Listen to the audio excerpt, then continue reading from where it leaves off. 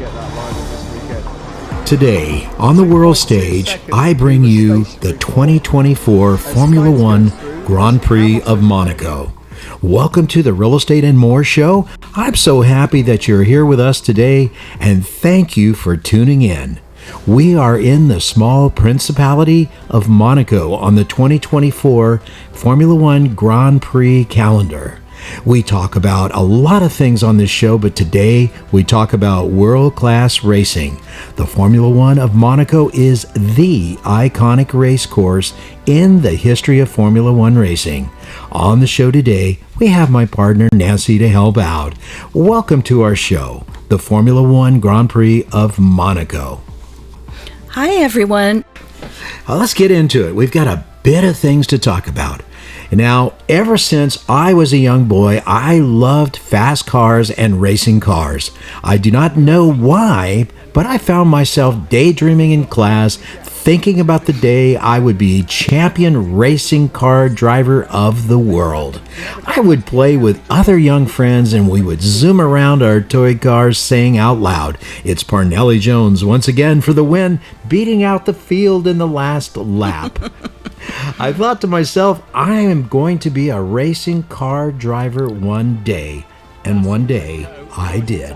Not Formula One, mind you, but another class of pro racing caused adrenaline to flow in my veins. And flow it did until the incredible expense of it all sidelined my efforts. Michael, can we talk about the magic of a Formula One race car? Sure can. So, first question. What are Formula One cars made of? They call it monocoque. It's composite carbon fiber, light, sturdy, strong, includes the driver controls and the fuel cell. Are Formula One cars safer than in past years? Absolutely they are. They now build what they call a cockpit survival cell. Out of engineered impact-resistant materials. It has a front and a rear roll structure and the now very popular Halo secondary roll structure. Fabulous. What do these cars weigh? And I know there are tight weight requirements by the administrating body, FIA. About 1,759 pounds, and that includes the driver, but does not include fuel. Weight distribution is adjustable, I would say. What is the weight distribution of an F1 car? The average is about 44.6% on the rear and 46.1 on the front axle. What electronics are incorporated in the car design nowadays? Chassis control, power unit control, data acquisition, sensors, data analysis are all provided to the crew in the pits and also to the drivers on a limited basis. And what does the brake system consist of? Oh my gosh, you want to have double the stop than you do of the go, meaning that your power might be one thing, but you want to be able to stop it. They have big 6-piston brake calipers with front-rear master cylinders that are controlled electronically. They are actually brake-by-wire. They are controlled electronically. The discs and the pads are carbon fiber and they are ventilated. Very high tech. We often hear about tire compounds. What manufacturer is most used these days for Formula One? Pirelli. Pirelli is the popular choice. Pirelli has 6 different compounds to choose from. And when we talk about compounds, it's a degree of hardness of the rubber. And most Formula One teams select 3 compounds to take to each race to best try to get the most adhesion and grip for that track and conditions. And that does not include the intermediate rain tires as well as the heavy rain tires. Expensive. What engines are being used most in F1? Honda, Mercedes, and now Red Bull has developed its own engine. These engines must weigh a minimum of 151 kilograms or roughly 332 pounds, to adhere to the administrating body FIA's requirements. These engines are hybrid now. Since 2014, they generate over 1,030 horsepower at 15,000 RPM. The internal combustion part has fuel injection with a turbocharger and electronics to control parameters. There are 6 cylinders and 24 valves. Engines reach peak RPM of 15,000 revolutions per minute. Are spare cars allowed in F1 racing? They've actually been banned since 2008. Nowadays, only 2 cars can be used in the paddock at any time. However, the stables are allowed, they call them stables in Europe, are allowed to bring an extra frame to the race venue around which the car can be rebuilt in the event that the actual car is destroyed beyond repair. Oh my. Can a team refuel during a race? Formula One's governing body, the FIA, banned refueling during a race in 2010 after safety concerns for the drivers. It had been previously impossible to implement the rule as the fuel tanks inside the car were too small. Interesting. Do F1 cars have a manual shifter? No longer. Modern day Formula One cars have a clutch, manually changeable gears, and a clutch lever, but they don't have a clutch pedal or an H-pattern gear selector. Instead, the gearbox is entirely controlled via the steering wheel with up and down paddles for shifting and a clutch lever above the paddles. One thing that has never went away was the longing to be nearby race cars, to hear them, to see the fastest race cars navigate the world's amazing circuits. One such intriguing circuit always stood out, along with this intense longing of this youngster to one day, I would see the Monaco Grand Prix. Why Monaco? Why Formula One is easy, because they are the most advanced race cars that ply the world's tracks. But why Monaco? Well, why Monaco indeed? Reflecting back to the early 1990s, my route destination as an airline pilot was routinely to Nice, France. Right. Many times I would hop on the train from Nice and visit Monaco, and they were either taking grandstands and putting them up, or they were taking them down on the next trip. As a former race car driver on a much smaller scale, I had been frustrated for not seeing the event for more than 30 years. It was only lately, like a month and a half before the Grand Prix of 2024, that my buddy Gabe said, "Well, why in the world don't we just go?" Indeed, let's go to Monaco. What a question. Just what is Monaco? Monaco is a principality and is the second smallest country in the world, and is the playground for the rich and famous located in the French Riviera called the Cote d'Azur. It normally has just 38,000 residents unless it is race week, where the number of people bulges to over 200,000. You may bump arms with movie stars. This year, Michael Douglas and his bride Catherine were avid and visible F1 fans.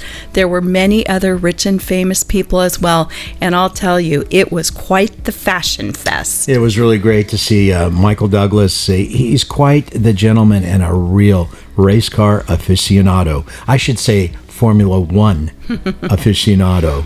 The country is a monarchy. It's surrounded on 3 sides by France, and 5 miles west is Italy. It is ruled by the royal prince Albert Grimaldi. Tourism is a major earner for the economy. The country is also a major banking center and closely guards the privacy of its clients. Monaco does not levy income tax on its residents. This is such a great place to live that 9 out of 20 Formula One drivers make Monaco their personal residence. In my view, any driver who reaches the level of Formula One has to be extraordinary, beyond any race driver norm. And before we talk about the actual race circuit, I point out the legendary Ayrton Senna, as he's held the record for the most Monaco Grand Prix wins. He has had 6.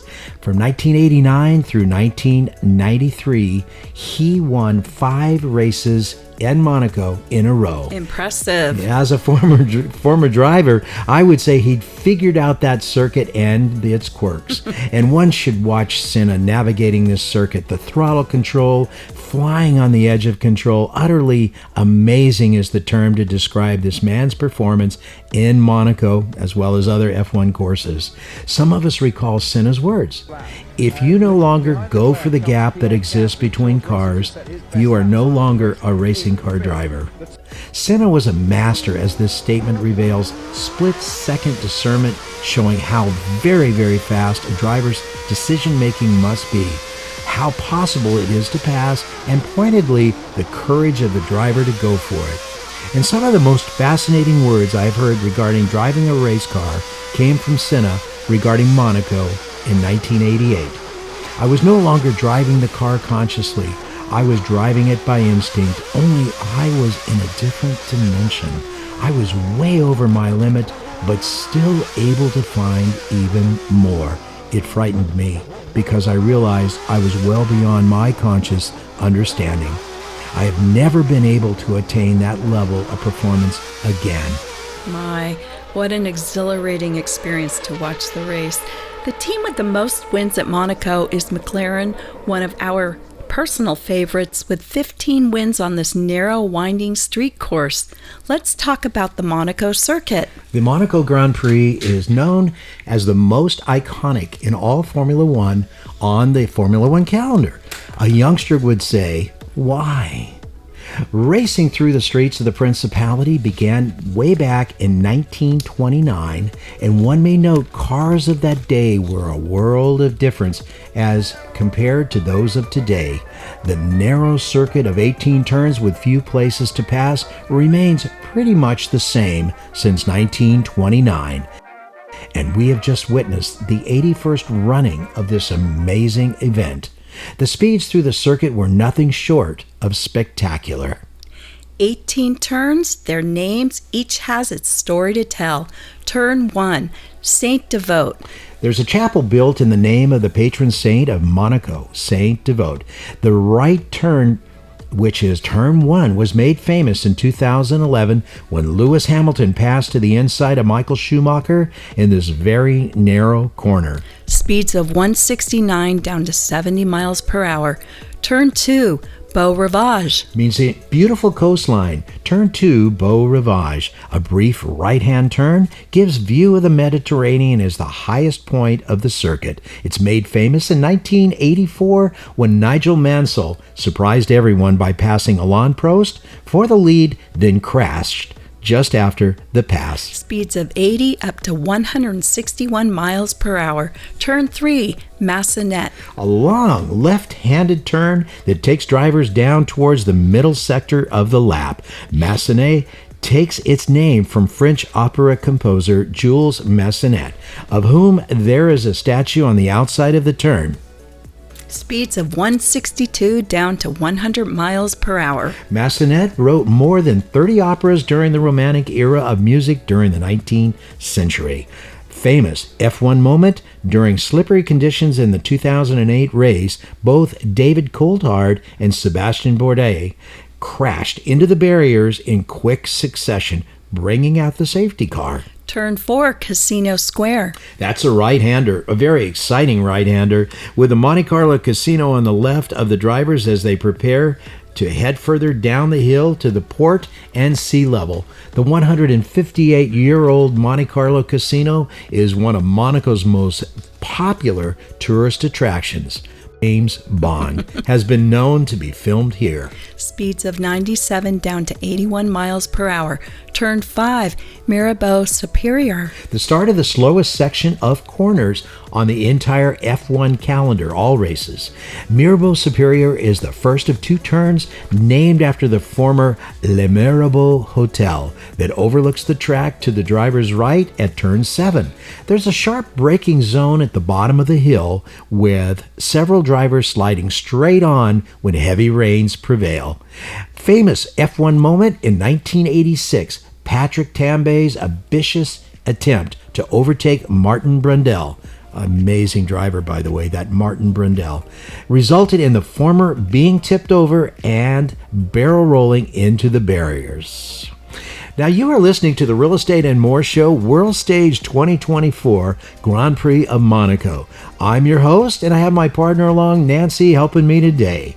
Please be so kind as to go to our YouTube channel at My Real Talk Show. That's at My Real Talk Show at youtube.com. Touch the subscribe button, then the like button if you would be so kind. It will make our day. Turn 6, Grand Hotel or Fairmont Hairpin. The slowest corner on the F1 calendar is perhaps the most iconic in Monaco. Practically unchanged from the very first race around the streets in the 1920s, drivers make the left-hand turn at speeds down to 55 miles per hour. The TV camera from up above showing cars snaking through the entire Mirabeau section is one of the most recognizable of the season. And the famous F1 moment, the tightest of turns, has produced some rather awkward moments over the years, including in 2000 when Jenson Button tipped Pedro de la Rosa into a spin, blocking the entire track and causing traffic jam of over half the F1 field. Turn 7, Mirabeau Inferior. The right-hander runs past the entrance of the former Le Mirabeau Hotel and brings the seafront into view for the drivers for the first time in the lap. Speeds of 210 down to 50 miles per hour. Famous F1 moment, a corner that has claimed the races of some of the sport's best. Kimi Räikkönen, still flying around the course, retired from the 2006 Grand Prix with engine failure, while 10 years earlier, Michael Schumacher had crashed out on lap 1 in tricky conditions. Later in the same race, Eddie Irvine caused a 3-car pileup by spinning into the path of Mika Salo and Mika Häkkinen. Turn 8, Portier. Portier is a neighborhood. Interestingly, the word in English means the lowest order of Roman Catholic seminarians. Don't know why this applies to this turn other than the right-hander is the furthest point out from the start-finish line on the track and sends drivers towards the famous Monaco tunnel. Speeds down to 53 miles per hour. Now this one's cool. Listen to this famous F1 moment. Formula One great Ayrton Senna crashed into barriers here at Portier at the 1988 Monaco Grand Prix, while over a minute clear of teammate Alain Prost in second place. Senna did not return to the garage, but instead went home. He went home to his nearby apartment, not surfacing until hours after the race was over. Oh, grief.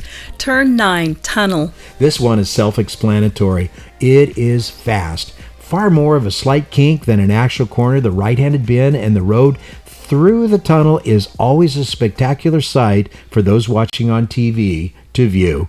It presents a unique challenge for the drivers who must quickly adjust their sight back to being in bright daylight on the way down to the heavy braking zone. Speeds of 180 miles per hour. Wow. Famous F1 moment, a mix-up behind the safety car in 2004 led to Michael Schumacher and Juan Montoya colliding in the tunnel, leaving the former's Ferrari with just 3 wheels and a lot of damage. Turns 10 and 11, Nouvelle Chicane.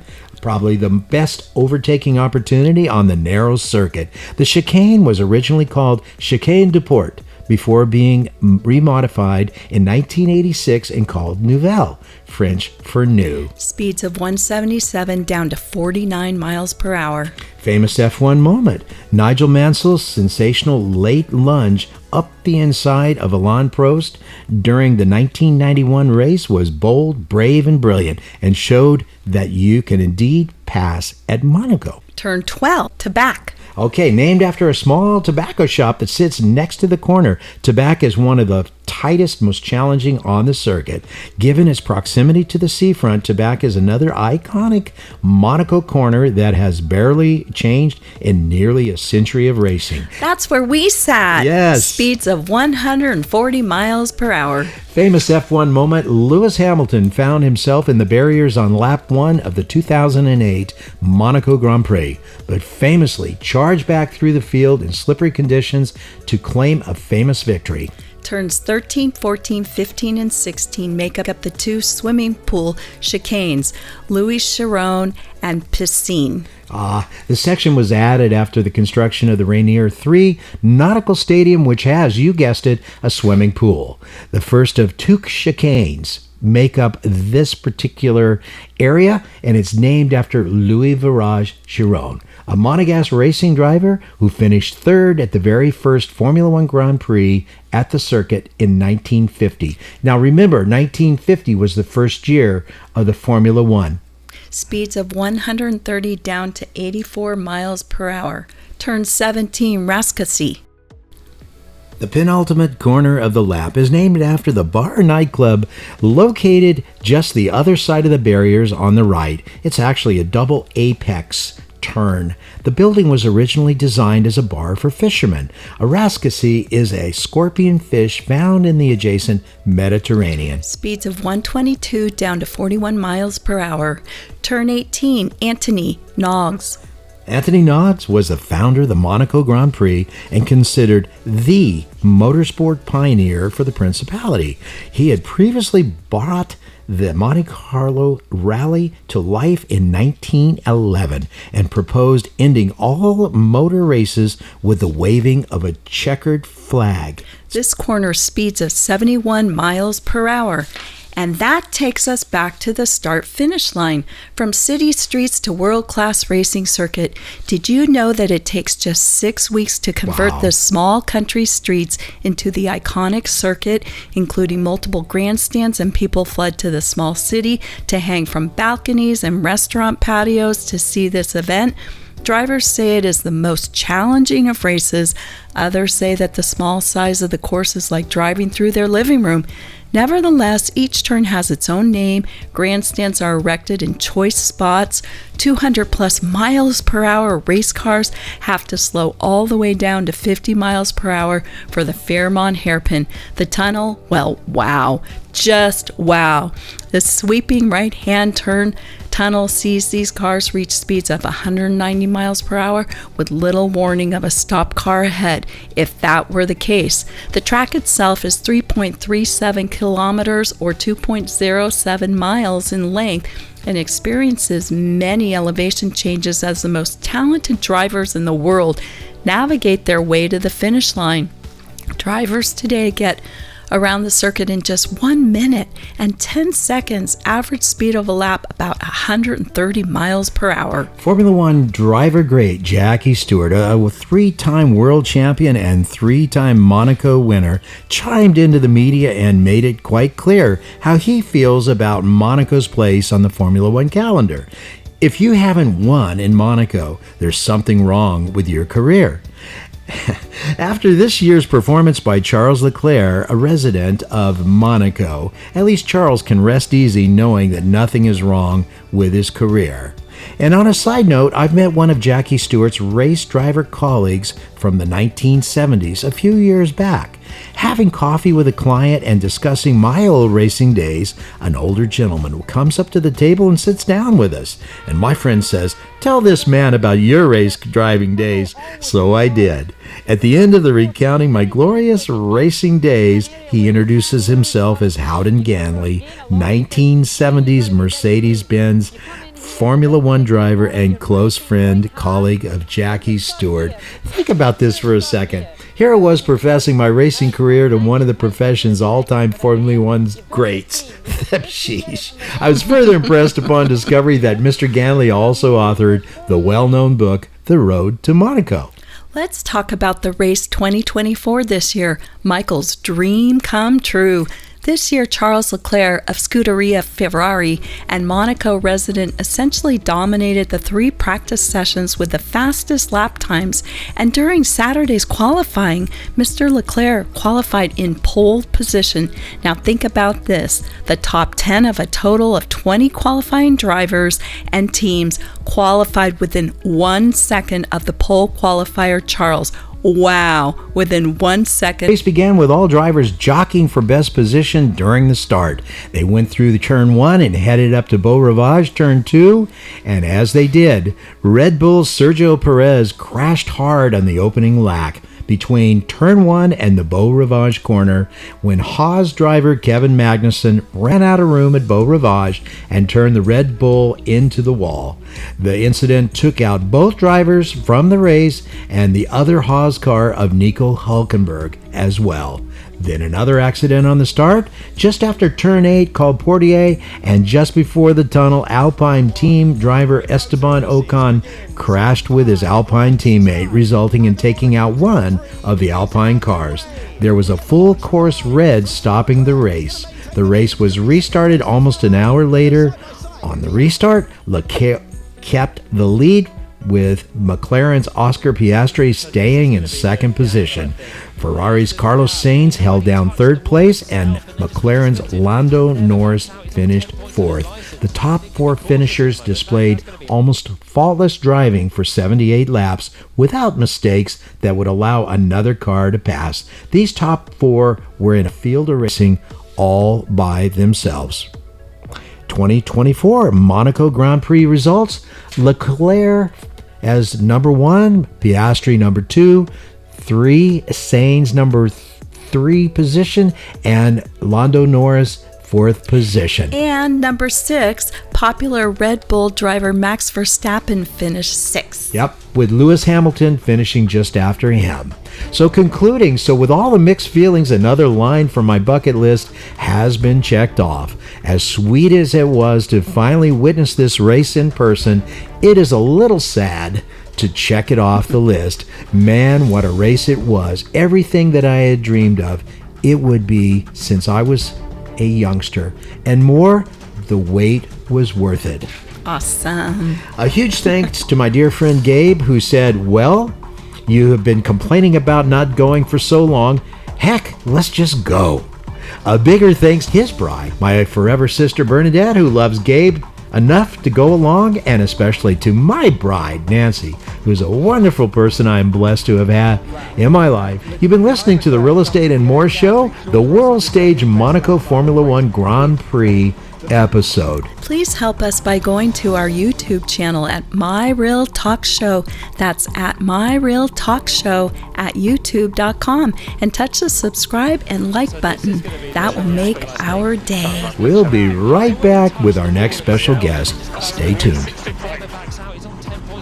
Still are, Carlos. 16.6 on the... Please remember to go to our new YouTube handle, My Real Talk Show. That's My Real Talk Show at youtube.com, and touch that subscribe button. You can also find past aired shows at our handle, My Real Talk Show, on youtube.com.